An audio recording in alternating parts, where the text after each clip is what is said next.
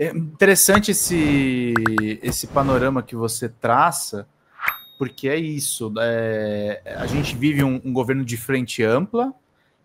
O Partido dos Trabalhadores passou pelo seu maior teste, que foi a prisão injusta do ex-presidente e depois a vitória do Jair Bolsonaro. Mas isso não deixa de deixar marcas, né, Samuel? A gente está tendo um governo, quando você fala das críticas ao Haddad, eu gosto de pensar uma coisa, eu torço muito para que o diagnóstico do Haddad esteja certo, mas infelizmente assim, a gente vê nominalmente a economia está indo bem, o problema é no detalhe, como é que essa redistribuição está sendo feita. Não adianta, aquela máxima que o povo não come PIB é uma realidade. E mesmo assim é muito melhor do que o receituário que tinha com Paulo Guedes, que tinha com outros nomes que estavam na frente do Ministério da Economia. Mas a gente tem que ver criticamente como é que isso vai se desenvolvendo. E aí, perguntar uma coisa muito básica para você. Como é que você viu isso? Risco do Bolsonaro fugir para uma embaixada americana? Informações agora de bastidor que o Xandão vai meter ele mesmo na Papuda, numa ala especial, mas parece que vai para a Papuda agora. Indo um pouco para o campo da extrema-direita, eles estão mais bagunçados que o normal ou é impressão minha? Só eu esclarecer aqui, o Xandão iria mandar ele agora para a Papuda antes do final do julgamento, é isso? Não. A sentença parece que vai ser essa, porque o pessoal estava discutindo se ele ia para uma cela na Polícia Federal, se ele ia ter algumas regalias, e o Alexandre, pelo visto, vai endurecer. E não vai ter vista do Fux, não. As notícias estão vindo aí do Supremo. A minha pergunta foi porque tinha um debate hoje também, se uma vez que você vai colocar um policial dentro da cozinha do cara, um outro outro na garagem, outro no portão, isso era mais fácil, mais econômico, né? Pensando no arcabouço fiscal, inclusive, né? Já prendê-lo?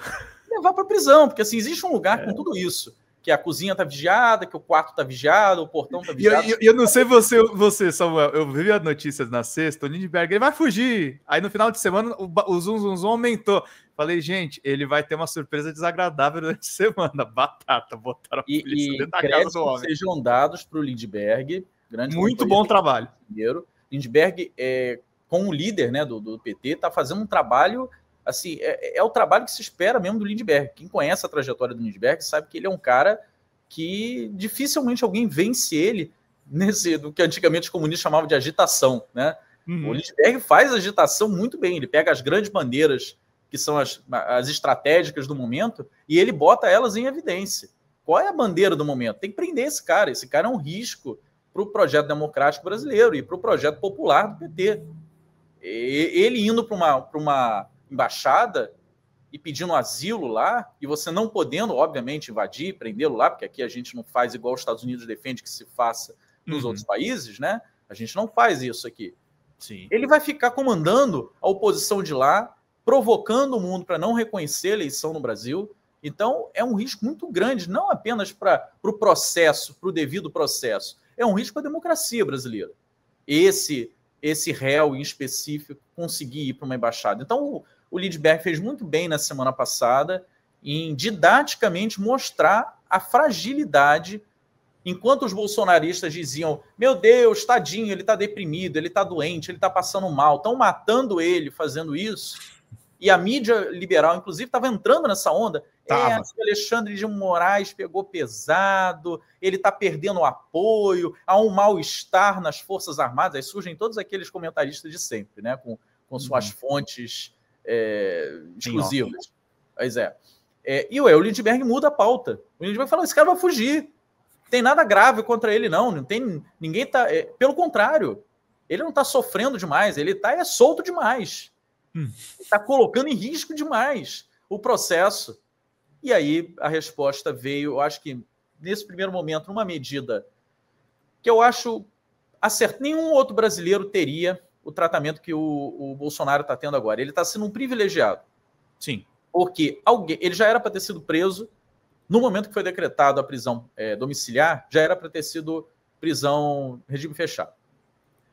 Quando ele dá sinais de que essa sua prisão domiciliar coloca em risco a conclusão do processo, né, e a efetivação do direito, da lei, aí não restava... Eu passei o final de semana vendo os vídeos do Lindbergh, pensava, não tem outro jeito, o cara vai prender ele.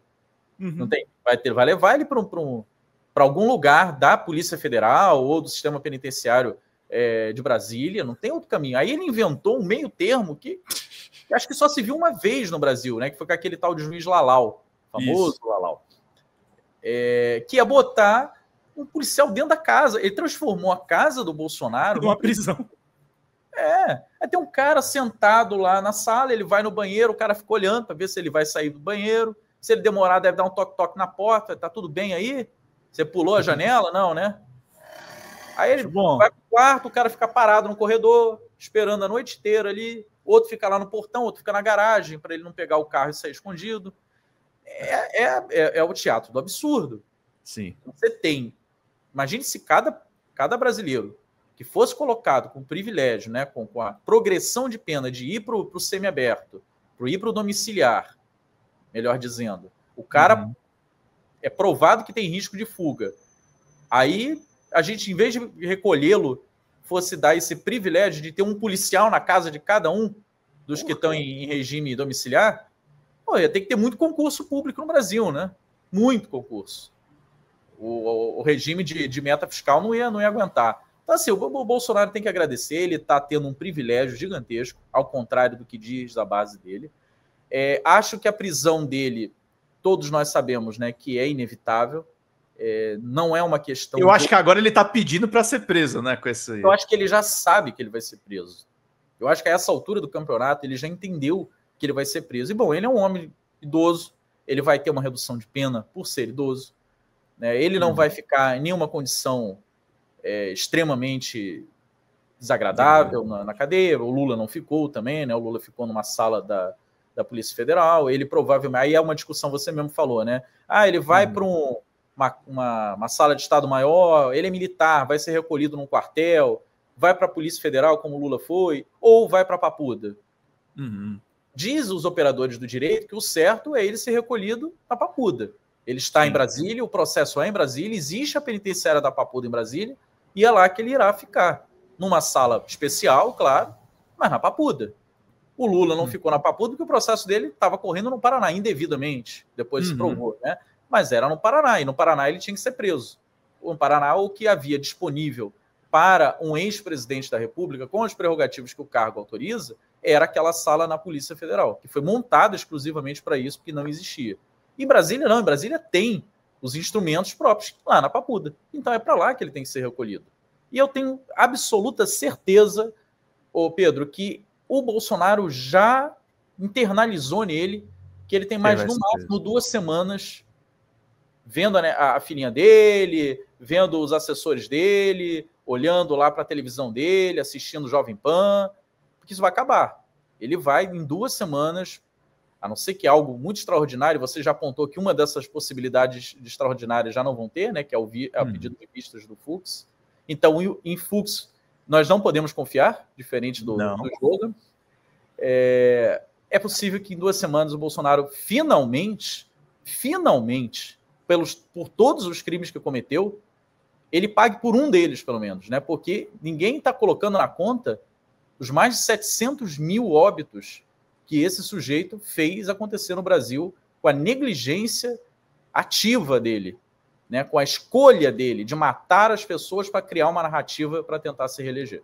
Fala pessoal da Folha Democrata, aqui é Pedro Zambarda, editor do canal, falar um pouquinho a respeito da necessidade de vocês financiarem a Folha Democrata, gente. A Folha Democrata é financiada através de um Pix chamado Folha Democrata, é o endereço do Pix, né? folhademocrata@gmail.com. Nós precisamos do nosso jornalismo financiado por vocês que são do nosso público, porque nós passamos vários perrengues aqui com o YouTube, vocês sabem muito bem. E mesmo assim, graças a essa comunidade muito unida, a gente conseguiu fazer lives históricas, acompanhar praticamente ao vivo a campanha do Guilherme Boulos, trazer informações exclusivas a respeito de Gustavo Gayer, de Olavo de Carvalho, de todos os bolsonaristas, combater as fake news e tudo o que a gente acompanha. Por R$80 no nosso Pix, você ganha um curso de roteiro para série, o que é muito importante se você é artista, roteirista, se você lida com com essas práticas da economia criativa. Outra forma de você colaborar também é se tornando membro aqui do nosso canal. Isso é muito importante para você fazer as suas atividades por aqui, porque você tem acesso a vídeos exclusivos e nós temos um curso de jornalismo básico para você poder acompanhar a partir de R$5, que é ministrado por mim. A gente tem aí quase uma dezena de aulas e muito conteúdo para você poder acompanhar.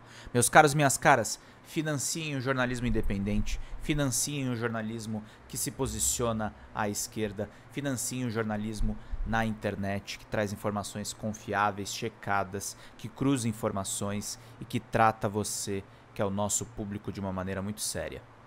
Vida longa e próspera, gente. Cuidem dos seus. Até mais. Tchau, tchau.